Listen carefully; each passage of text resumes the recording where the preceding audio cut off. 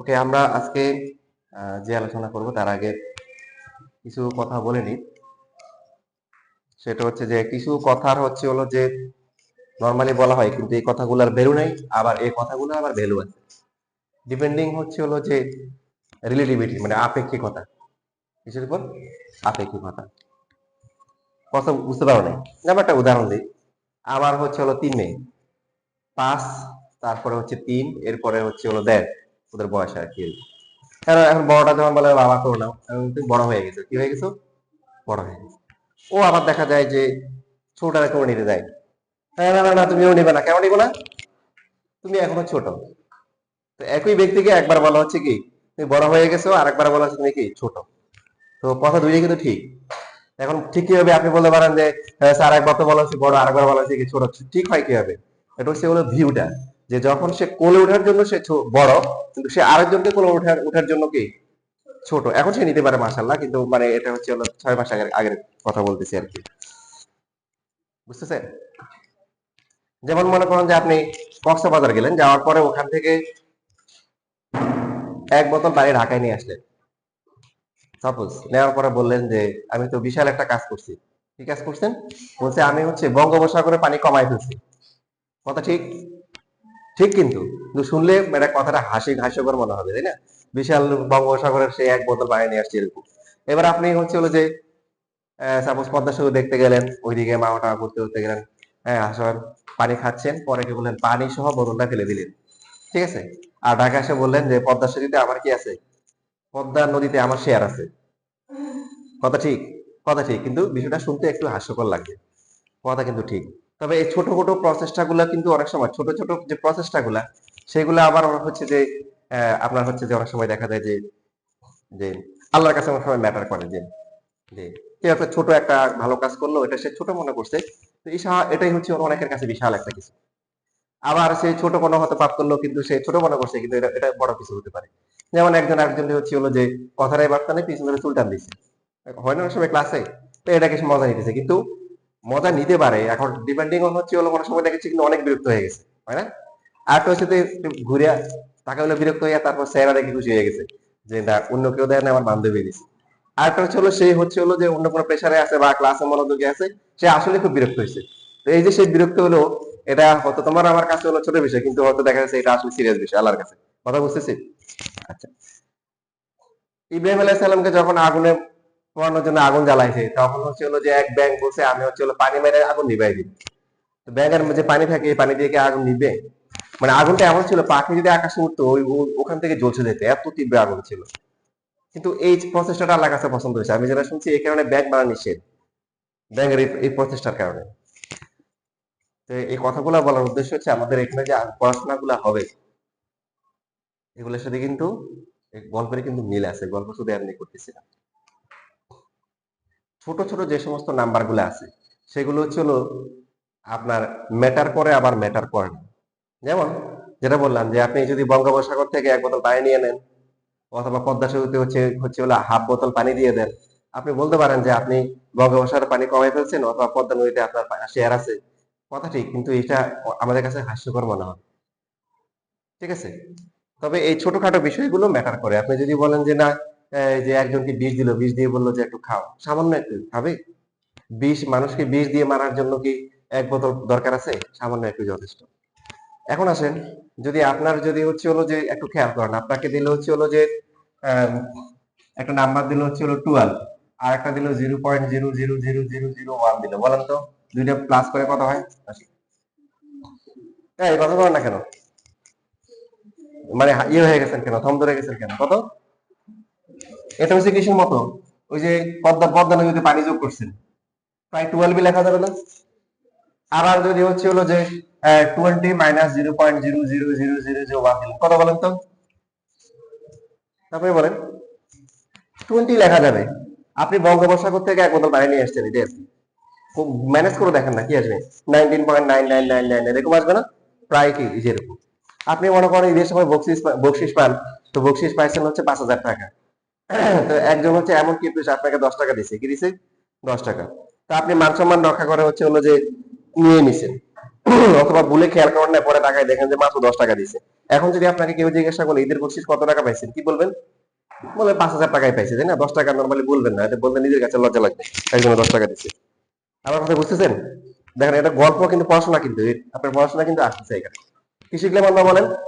যে যোগ বিয়োগের সময় ছোট নাম্বার গুলা আসলে কোনো ইম্প্যাক্ট নাই, কোনো প্রভাব নাই, আছে? এগুলোর প্রভাবটা কিসের মতো?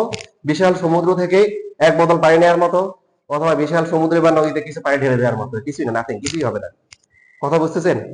আপনি যদি হচ্ছে হলো যে কোনো জায়গায় যদি অ্যানাউন্স করে এক ভিক্ষুক আসলো, তাকে 5 টাকা 10 টাকা দিলেন, ভালো কথা। এখন বললো যে ভাই আমরা এখানে একটা বিশাল বড় স্কুল নির্মাণ করবো, সবাই দান করেন। তো আপনি কি এখন 5 টাকা 10 টাকা দান করবেন? হ্যাঁ, করতে পারেন, বিভিন্ন রাউন্ড থাকে, ওরা প্রথমে কি বলে, কে কে দিবেন বলেন, 1 লাখ দিবেন, 5 লাখ দিবেন, কে দিবেন, এরকম। ফাইনাল রাউন্ডে গিয়ে বলেন এবার যে যা পারেন তা দেন, সেটা ফাইনাল রাউন্ডে। এখন ঘোষণা করলো যে স্কুলের জন্য একটা স্কুল নির্মাণ করা হবে, সবাই টাকা দেন, আপনি সবার আগে বলেন আমি ফার্স্ট হয়ে যাবো, কি বলো, বলেন যে আমি 5 টাকা দিব, কি দিব, 5 টাকা দিব, তো এটা কিন্তু হাস্যকর হয়ে যাবে, ঠিক না? হ্যাঁ, রেসপন্স করিয়েন, ভুল হলেও বলবেন, যে সবসময় ইয়েস স্যার নো স্যার বলবেন না, আমার যদি ভুল হয় ভদ্রভাবে বলবেন যে স্যার এটা মনে হয় এরকম হয় কিনা, এটা হয় কিনা, বুঝতেছি? আচ্ছা, কি শিখলাম বলেন তো? যে বড় সংখ্যার সাথে খুব ছোট যে সংখ্যাগুলো আছে এগুলো প্লাস মাইনাস করলে কি হয় না, এদের কোনো প্রভাব নাই, এদেরকে নেগলেক্ট করা যায়, ঠিক আছে? বুঝতেছি কথা? আচ্ছা, কিন্তু গুণ এবং ভাগের ক্ষেত্রে, কার ক্ষেত্রে বলেন? গুণ এবং ভাগের ক্ষেত্রে কিন্তু এদের হিউজ ইম্প্যাক্ট আছে, ব্যাপক প্রভাব আছে। যেমন ধরেন, আমি মাঝে মধ্যে অনেকের বুদ্ধি দিই যে আপনার আত্মীয় স্বজন যদি এরকম থাকে যে ঈদের বকশিস দিতে চায় না, বছরে মনে করেন 2টা ঈদ, সবসময় তো বকশিস পাওয়া যায় না, ঈদুল আজহা আর হচ্ছে ঈদুল কি ফিতর, তো একটা ঈদে মনে করেন বকশিস ছিলাম, তাও দিতে চায় না।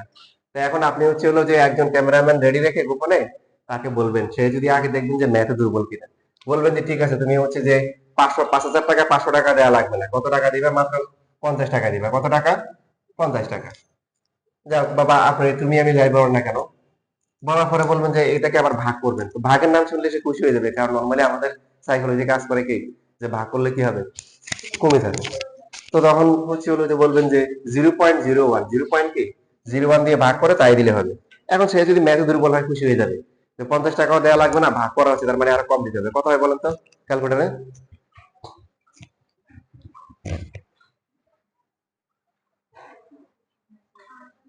5,000 টাকা। তো এরপরে হচ্ছে তার থেকে বলবেন যে এই যে ক্যালকুলেটর নিয়ে এসে ওনাকে দেখাই দিবেন, দিয়ে বলবেন যে আপনি কমিটমেন্ট দিচ্ছেন 5,000 টাকা দিবেন, দেন 5,000 টাকা দেন, ঠিক আছে? 5,000 টাকা নিয়ে নিবেন। 5,000 টাকা নিয়ে কি করবেন, যদি অস্বীকার করে ওই যে ভিডিও ম্যান ক্যামেরাম্যান তো আছে, আগে ভিডিও দেখাবেন যে আপনি স্বীকার করছিলেন যে দিবেন। তো এই 5,000 টাকা পাওয়ার পরে এখানে আমার 1,000 টাকা দিয়ে দিন, কারণ আমার বুদ্ধিতে আপনি 5,000 টাকা পাইছেন। এরপরে হচ্ছে হলো যে তাহলে কি বোঝা গেল, ছিল 50 টাকা, দেখেন 50 ভাগ করাতে 0.01 দিয়ে ভাগ করাতে কি হয়ে গেছে, বড় হয়ে গেছে কিন্তু। হ্যাঁ, তাহলে ইম্প্যাক্ট আছে নাকি নাই? হিউজ ইম্প্যাক্ট, বড় ইম্প্যাক্ট। এবার যদি আপনি যদি এরকম মামা খালু হয়ে যান, বা একেবারে খালা অথবা হয়ে যান, আপনার কাছে বসিস দেয়, আপনিও টেকনিক খাটাইতে পারেন, ছোট বাচ্চাদেরকে এরকম বলবেন যে তোমাকে আমি হচ্ছে হলো যে 6,000 টাকা দিব, কত টাকা, 6,000 টাকা। এবার যদি আপনি কি 600 টাকা দিবেন নাকি 60 টাকা দিবেন, এটার উপর ডিপেন্ড করে 0.1 বা 6,000 ইন্টু হচ্ছে হলো কি, কারণ বাচ্চাদেরকে যখন গুণ বলবে তো ওরা খুশি হয়ে যাবে, গুণ করে তারপরে কমাই দিবেন, কমাই দিলে এটা হবে কত, 600, আর এটা হবে কত, 60 টাকা। তো আমাদের এখানে বোঝার উদ্দেশ্য হচ্ছে কি বলেন, তখন আমাকে একটা কিছু টাকা দিয়ে দিবেন, কারণ আপনার 6,000 টাকা দেওয়ার কথা, মাত্র 600 টাকা দিচ্ছেন। তো এখান থেকে যেহেতু টাকা সেভ হয়ে গেছে, আমার খুঁজে পারলে কিছু টাকা দিয়ে দিন। কি বুঝলাম, কি বুঝলাম?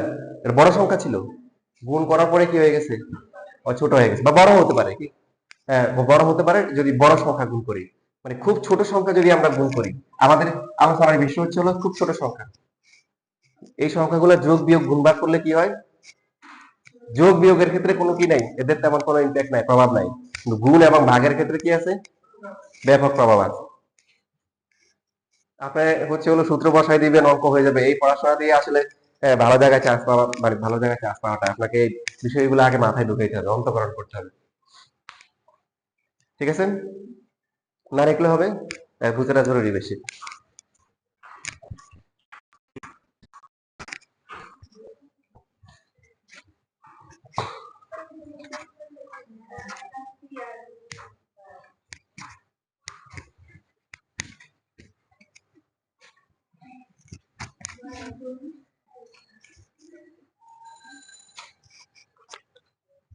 আমরা একটা গুরুত্ব ধারার প্রথম n সংখ্যক পদের সমষ্টি কত ছিল বলেন?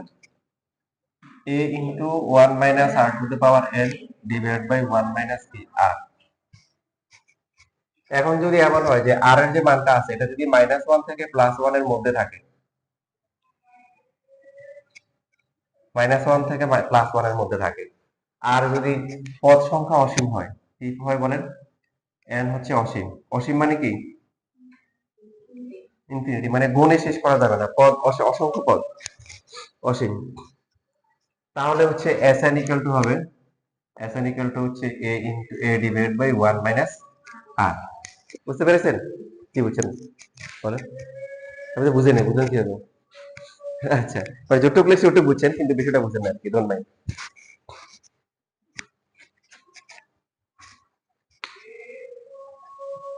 এই যে থিওরি, ইভেন আমি যখন শুনছিলাম তখন বুঝতাম না, পরে মেড ইন বাংলাদেশ কি কুমড়া থিওরি, কি থিওরি, ওই থিওরি বুঝার পরে পুরো বেসিক ক্লিয়ার। ঠিক আছে, দেখি আপনারা বুঝেন কিনা। ফার্স্টে আমরা একটু ঘুরে আসি। কিভাবে ঘুরে আসবো দেখেন, সংখ্যা রেখা চিনেন? ভাইভাতে অনেক সময় জিজ্ঞাসা করে একদম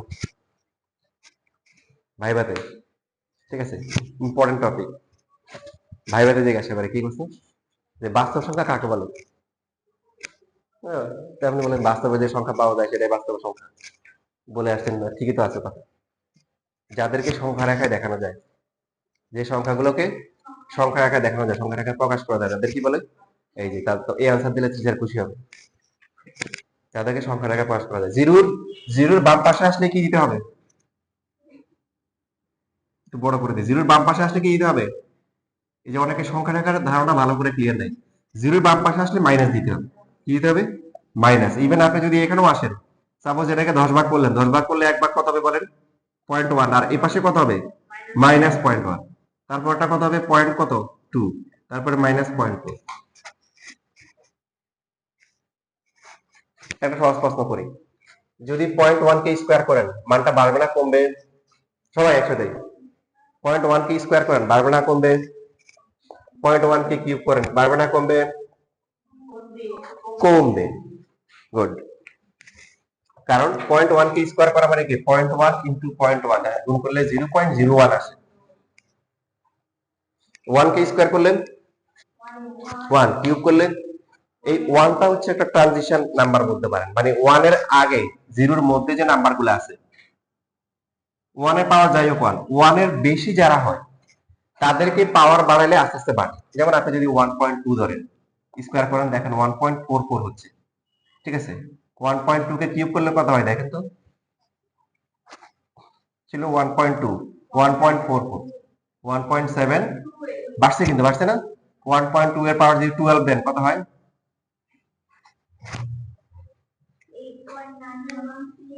দেখেন বাড়ছে কি। তো এই যে বিষয়গুলো আমরা খেয়াল রাখবো, যে ওয়ানটা হচ্ছে হলো একটা নাম্বার যেটা পাওয়ার যাই দিয়ে 1 হবে।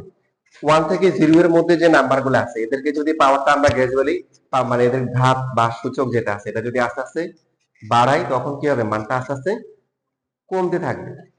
এই যেমন 0.1 কে স্কোয়ার করলে 0.01, 0.1 কে কিউব করলে কত হয়? ক্যালকুলেটর হাতে নেন, দেখেন 0.001 আসে। ঠিক বলছি?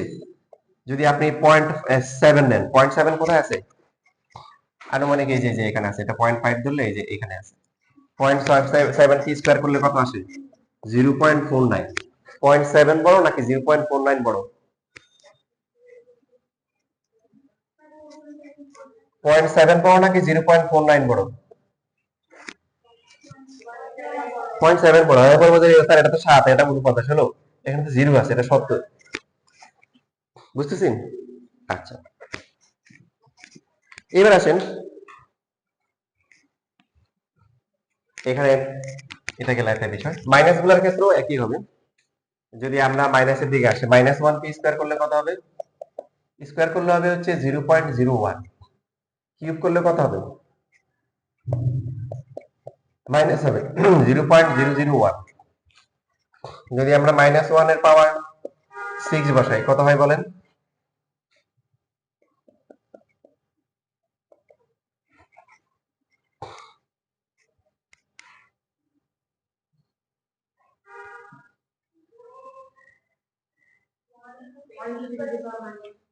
ওয়ান ইন্টু টেন, এটা 1 × 10⁻⁶। এটা মানে হচ্ছে দশমিকের পর মোট 6টা, এর মধ্যে 5টা শূন্য একটা 1। শর্টকাট মনে রাখার নিয়ম মনে থাকবে। 10⁻⁻6 মানে কি? মোট 6টা হবে। মোট কি? দশমিকের পরে, এর মধ্যে 5টা শূন্য একটা কি 1। পরটা কত আসে? -1 না দিলেও চলে, শুধু 10⁻7। এটা মানে কি মাইনাস শূন্য কয়টা? 6টা। আর একটা কি? তো -1 এর পাওয়ার যদি স্কয়ার করি, একবার +1 হবে, একবার কি হবে? -1 হবে। এরকম করে আগাবে।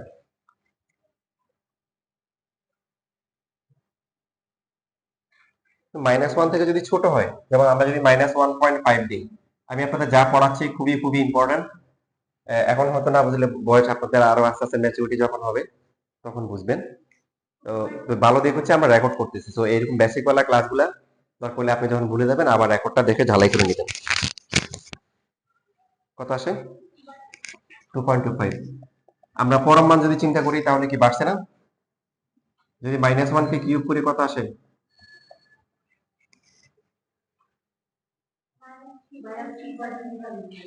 3.75। পরম মান কিন্তু বাড়ছে, তাই না? পরম মানটা হিসাব করবো, বাড়তেছে। তো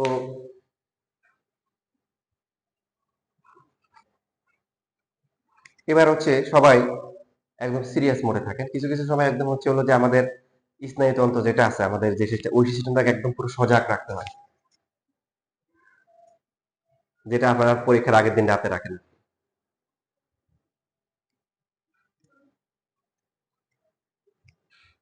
পড়াশোনা যা হওয়ার এখানে হবে, বাকি সময় কি করবা? খাবার, ঘুমাবা বাসায়। খাবার কি তোমাদের বলছিলাম এর আগে? হ্যাঁ, একটা টেকনিক বলে দিই, বলি, তোমরা আসলে বোকা। তো যাই হোক, আমার স্টুডেন্ট অবশ্য আমার কথা শুনে এই জন্য ওর হচ্ছে ওদের জীবনকে নিজেরাই সহজ করতে পারে। বাসায় করবে কি?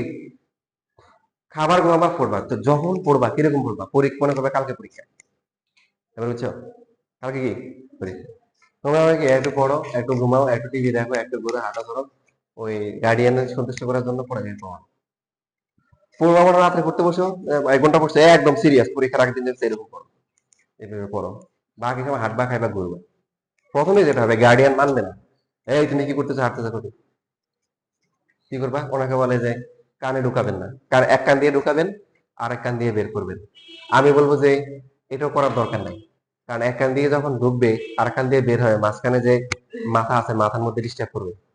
যেটা করবেন একদম কানে ঢুকাবেন না। কি করবেন না? কানে ঢুকাবেন না, মনটাকে শক্ত করবেন। পরে এক সময় যখন আপনি ভালো পারফরমেন্স দেখাবেন, এক সময় তখন অভ্যস্ত হয়ে যাবে। আর বেশি ঝামেলা করলে আবার ভয় দেখাবেন, স্যারকে কিন্তু বলে দেবে, স্যার বলছে খাইতে আর ঘুমাইতে, স্যার কি খাইতে আর ঘুমাইতে। ঠিক আছে, ভালো করে খাইতে আর ভালো করে কি ঘুমাইতে। আর আমি কিন্তু এবার তো আমি তো আপনাদের ডিফেন্ড করলাম, তাহলে আমার কথা শুনতে হবে। যখন পড়তে বসবেন তখন কি সিরিয়াসলি বলবেন, এটা একটা টেকনিক। 2 নম্বর টেকনিক হচ্ছে হলো, আপনি যখন বাংলা, বায়োলজি বা মুখস্থ টাইপের সাবজেক্ট যেগুলো থাকে, অনেকে এই কোশ্চেন, এগুলো স্যার কি করবো, অনেকে করে পড়তেছে, কিছুই পড়া হয় নাই, বলে দিলাম কিচ্ছু পড়া হয় নাই। যেগুলো মুখস্থ রিলেটেড সাবজেক্ট, এগুলা টেবিলে বসে থাকবেন না, এটা সময় নষ্ট হবে, মুখস্থ হবে না। আপনি কি পড়া পড়বেন? যে সাবজেক্টই পড়বেন পরীক্ষার আগের দিনের পড়া।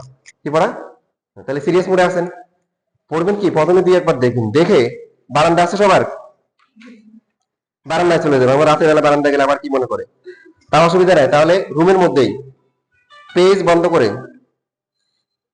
ঠিক আছে, পেজ মানে পৃষ্ঠা বন্ধ করে, এবার যা পড়ছেন এটা হচ্ছে হেঁটে হেঁটে রিভাইজ দিবেন। যে যে জায়গায় ভুলে যাবেন ওটা আবার দেখে আবার রিভিশন দিবেন। যদি আপনি পুরো বই বা পৃষ্ঠা বন্ধ করে বলতে পারেন, দেন আপনার পড়া হয়েছে। আর নাহলে সারা দিন শুধু করবেন, কোনোভাবে কিন্তু পরে আর পারবেন না। আমার কথা হচ্ছে যদি সত্য না হয় নিজেকে টেস্ট করে দেখিয়ে। লিখছেন সবাই এটা? কি করতে হবে তাইলে? খাইতে হবে আর কি করতে হবে? ঘুমাইতে হবে। তো সবসময় তার খাইতে ঘুমাইতে ভালো লাগবে না, তাহলে কিছু সময় কি করতে হবে? পড়তে পারবেন। কিভাবে পড়বেন? কালকে পরীক্ষা, কি পরীক্ষা? আগামীকাল পরীক্ষা, একদম সিরিয়াস পড়ে প্রতিদিন যদি এরকম পরীক্ষার মোড়ে 1-2 ঘন্টা করে পড়েন না, আপনারা কেউ আটকে রাখতে পারবেন না। আপনি দেখবেন যে ইনশাল্লাহ অনেক বুঝতে লেগেছে। এবার আসেন এখানের কাহিনীটা আমরা একটু দেখি। সিরিয়াস মনে থাকতে বলছি। কি বলছিলাম যে আর এর মানটা কত হবে? -1 থেকে বড় হবে, +1 থেকে কি ছোট হবে, এর মধ্যে থাকবে। এর মধ্যে যদি হয়, আমরা কি শিখলাম? n মানে হচ্ছে হলো কি, এখানে পদ সংখ্যা। তাহলে n এর মানটা যখন অনেক বড় হয়, তো বড় হতে হতে এটা পাই কি হয়ে যায় বলেন? n যখন হচ্ছে হলো অসীম, n কি, n হচ্ছে হলো অসীম, তখন 1 minus r to the power n সমান সমান কত লেখা যায়?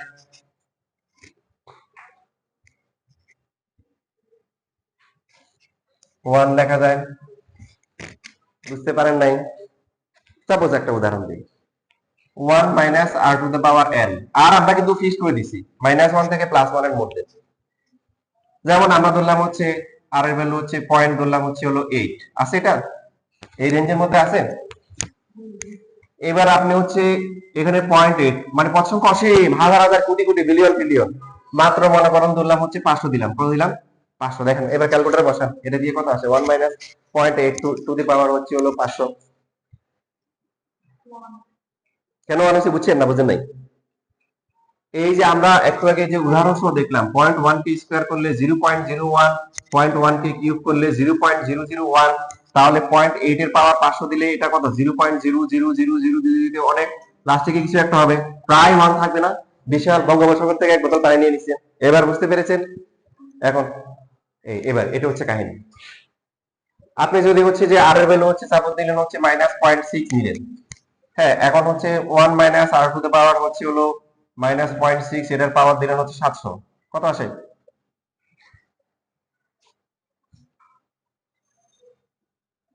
1 ই আসবে। কেন আসবে? এটা যেহেতু জোড় সংখ্যা, দেখেন এটা প্লাস আসবে, 0.00000 দিয়ে লাস্টে হচ্ছে 36 আসবে। ঠিক আছে, এরকম কিছু একটা আসবে। তো এটাকে পদ্মা সেতুতে কি করছেন? একটা পানি ঢেলে দিচ্ছেন। আর যদি এখানে এটা কোনো বিজোড় সংখ্যা হয়, মনে করেন 700, এবার 1 দিলেন, তখন আবার এটা কিন্তু কি হয়ে যাবে বলেন? সরি, জোড় যদি হয় তখন এটা মাইনাস হবে, কারণ এটা তখন প্লাস হয়ে যাবে। বুঝতেছেন? এটা প্লাস। আর যদি বিজোড় হয় তখন এটা কি হবে? প্লাস হবে। যাই হোক, সামান্য একটু বাড়বে অথবা সামান্য একটু কমবে।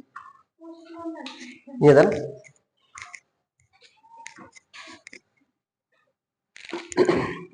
এই সবাই লেখো।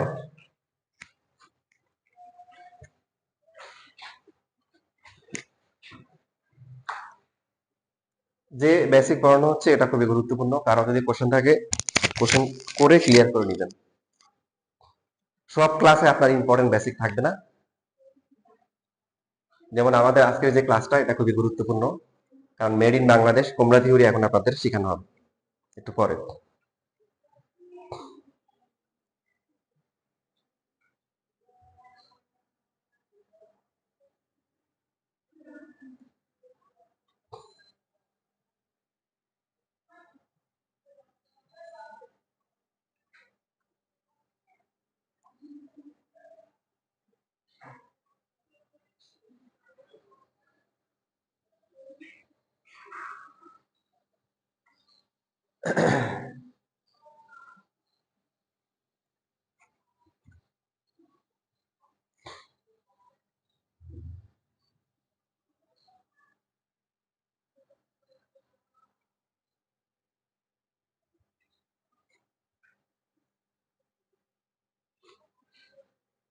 নওরিন না? তনুশ্রী, তারপরে হচ্ছে হ্যাঁ রূপন্তী, আনিসা, তারপরে হচ্ছে হলো হুম হ্যাঁ নাজিফা, তারপরে হচ্ছে হলো দাঁড়া একটু একটু তাসপিয়া, এরপর হচ্ছে নবম। ওই যে আমার মুখস্থ হয়ে গেছে, আমার আমার নাম সহজে মুখস্থ হয় না। তোমাদের নামগুলো তাড়াতাড়ি মুখস্থ হয়েছে। আবার একটা ভালো দিক আছে, ফিজিক্সের ভাষায় এটাকে জড়তা বলে আর কি। তোমাকে যদি ইনশাল্লাহ আগামী 20 বছর পরেও দেখে আমার নাম মনে থাকবে। সহজে মুখস্থ হয় না, মুখস্থ হলে আবার সহজে বলিও না। লেখা শেষ। এই সূত্র শুধুমাত্র -1 থেকে +1 এর মধ্যে খাটবে। একটু দেখেন, ভালো করে দেখেন। আপনি যদি সংখ্যা রেখায় 0 থেকে +1 আর হচ্ছে -1 বা দিয়ে দিকে চলে আসেন, মনে করেন 2 দিলেন, দেখেন তখন কিন্তু 1 - r⁴ কে আপনি 1 লিখতে পারবেন না। কেন? দেখেন r এর ভ্যালু যদি 2 বসান, তাহলে 1 - n এর ভ্যালু 2 হলে কত হয়? 4 হয়। এটা -3 1 লেখা যাবে? 1 - 2 যদি 500 দেন, কি 1 লিখতে পারবেন? এটা মাইনাস অনেক বড় সংখ্যা হবে। এবার বুঝা যাচ্ছে? তাহলে শুধুমাত্র এই সূত্র কখন খাটবে? আমরা যে a/1 - r, আপনাকে প্রশ্ন করা হবে যে এই যে সূত্র হবে, এই সূত্রের শর্ত কি? শর্ত কি বলেন?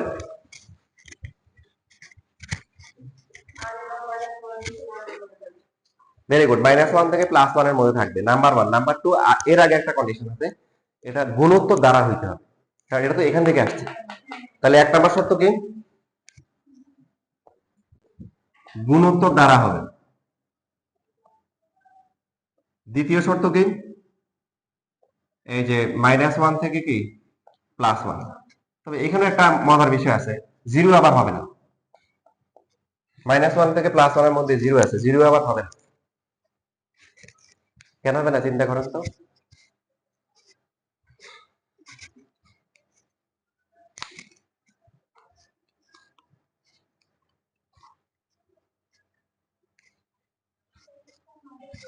এটা দ্বারাই হবে না, এটা প্রথমে ফ্রেশ। একটু উদাহরণ দিই, দেখেন আপনাদের লাস্ট ক্লাসে বলছিলাম, যেমন মনে করেন 3, তারপরে হচ্ছে প্রথমে ধরলাম 4, তারপরে হচ্ছে 12, কত গুণ হয়েছে? 3 গুণ। তাহলে আরো 3 গুণ বাড়বে, 36, ঠিক না? তারপর হবে কত? 100 কত? 8 এর উপর।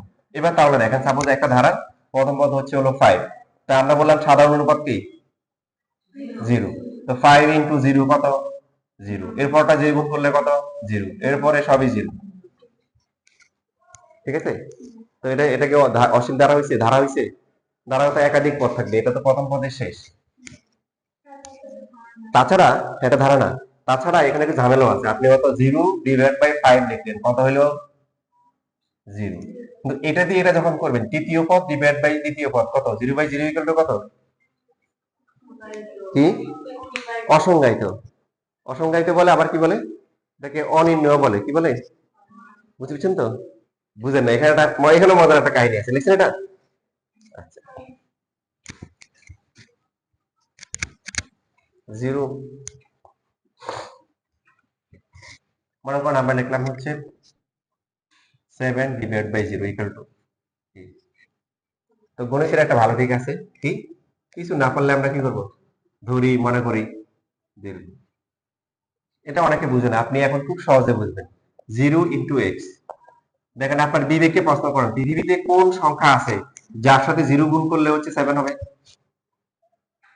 হ্যাঁ, আছে? নাই। তার মানে আমরা বলতেছি এই মানটা হচ্ছে x, আর বলতেছি 0 × x = 7। মানে পৃথিবীতে কোন সংখ্যা আছে যেটার সাথে হচ্ছে হলো 0 গুণ করলে 7 হয়? আছে? নাই। এই জন্য এটা সম্ভব না। আর সম্ভব না দেখে এটাকে আমরা কি বলি? এটা কোনোভাবেই প্রকাশ করা যাচ্ছে না, এই জন্য এটা অসংজ্ঞায়িত, আনডিফাইন্ড, অসংজ্ঞায়িত। তাহলে এখন তো একটা পার্থক্য আছে, দেখেন 0/0 কত হবে? অসংজ্ঞায়িত হবে। দুইটা, এটাও অবাস্তব, এটাও অবাস্তব, তবে একটা পার্থক্য আছে। 0/0 কে অনির্ণয় বলে। কি বলে? 0/0 = হচ্ছে x। এবার নিজের বিবেককে নিজে প্রশ্ন করেন, বলেন 0 এর সাথে কত গুণ করলে 0 হয়? কি? গুড, এটাও ঠিক বলছে। 0 এর সাথে যাই গুণ করে তাই হচ্ছে। তাহলে এই দুইটার মধ্যে একটা বেসিক পার্থক্য সৃষ্টি হয়েছে না? বলেন। এখানে কোনোভাবেই সম্ভব না, আর এখানে সব ভাবে সম্ভব।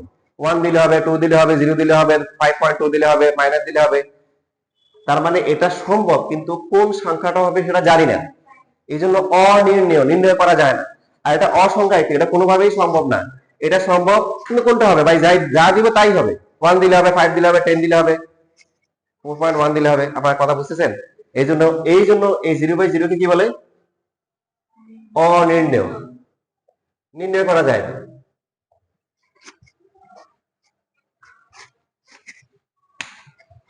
এবার বুঝছেন -1 থেকে +1 এর মধ্যে হবে, কিন্তু কি আর কি হবে না? জিরো। জিরো কেন হবে না? কারণ সংখ্যার আগে আপনারা দেখছেন যে -1 থেকে +1 এর মধ্যে কিন্তু জিরোটাও আছে। জিরো আর জিরো হলে এটা ধারা হয় না, ধারাই হয় না, গুণ দ্বারা তো পড়ে।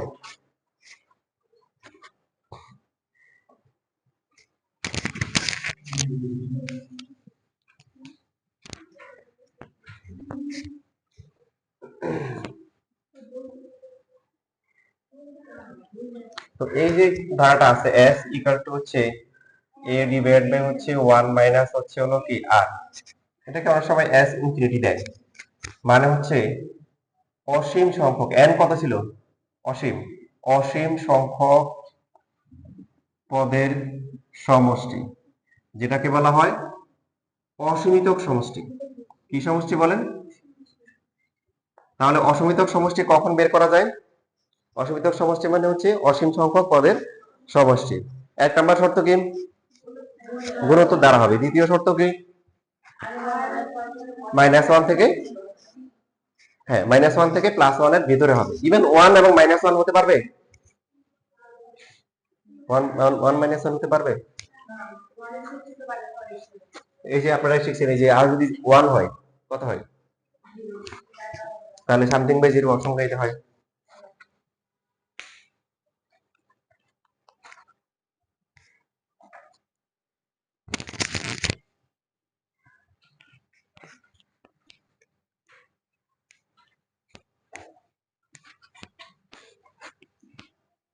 এবার আপনারা শীট হাতে নেন, দেখেন।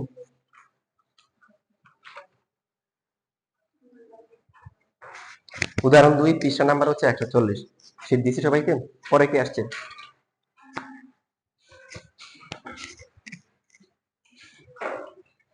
140 পৃষ্ঠা, মানে এখানে পৃষ্ঠা নাম্বার দেওয়া। তোমরা আবার খুঁজিও না যে পৃষ্ঠা হলে এখানে 10টা আবার 140 থেকে আসে। এটা বইয়ের পৃষ্ঠা নাম্বার। পাইছি খুঁজে? উদাহরণ 2 নিচে কি লেখা আছে? নিচের অসীম গুণোত্তর ধারার অসীমিতক সমষ্টি যদি থাকে নির্ণয় করো। তো দেখেন প্রথমটা হচ্ছে যেটা আছে, আপনাদের লারেকনো চলবে, এখানে লেখা আছে, শুধু একবার রিভিউ করে দিই। প্রথমে দেখেন তো এটা গুণোত্তর ধারা।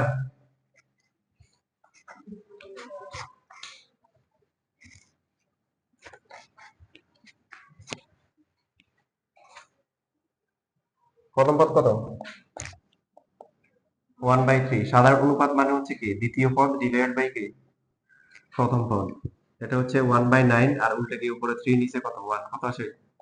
1/3।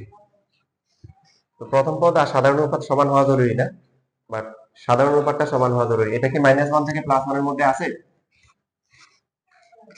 মানে এটা কি 0.333 না? 0 থেকে +1 এর মধ্যে আছে। তার মানে অসীমিত সমষ্টি বের করা যাবে। আর সেই সমষ্টি কত? a ডিভাইড বাই 1 মাইনাস কি? আর a হচ্ছে কত?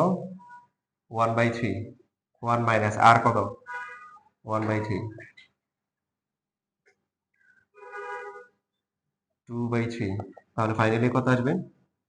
1/2।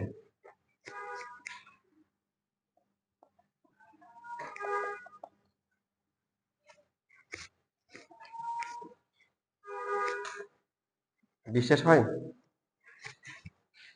দেখেন আমার বিশ্বাস হচ্ছে না, কিন্তু আপনাদের বিশ্বাস হচ্ছে? এই যে এটা কিন্তু শেষ না, একদম অসীম পর্যন্ত যাবে। গেলে যতগুলা পদ হবে সবগুলো যোগ করে মাত্র 0.5 হবে। বিশ্বাস হয়? আপনি মনে করেন 50টা নেন, 50টা 0.5। আপনি যদি ওই 51টা নেন, তাও বলতেছে কি 0.5। আমার কিন্তু বিশ্বাস হইতো না আপনাদের বয়সে।